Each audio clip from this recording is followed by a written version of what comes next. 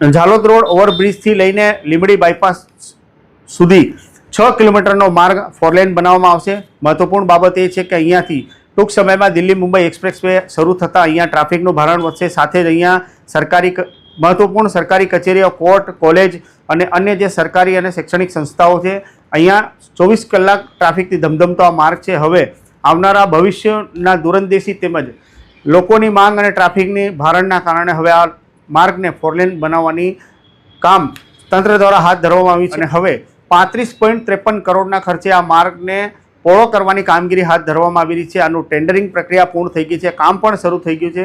પરંતુ એક દુઃખદ બાબત એ છે કે આ માર્ગ ઉપર 2200 કરતાં વધુ લીલાછમ વૃક્ષો છે। આ માર્ગ ફોરલેન કરવામાં આવશે ત્યારે આ જે 2200થી વધારે લીલાછમ વૃક્ષો છે તેમનું નિકંદન કાઢી નાખવામાં આવશે અથવા તેમને કાપી નાખવામાં આવશે। હવે આ માર્ગની વાત કરીએ તો 15 મીટરના બંને બાજુ અપ અને ડાઉનમાં માર્ગ બનશે। તેની સાથે બંને બાજુ 2.5 મીટરના પેવર બ્લોક બનશે અને વચ્ચે ડિવાઈડર આવશે।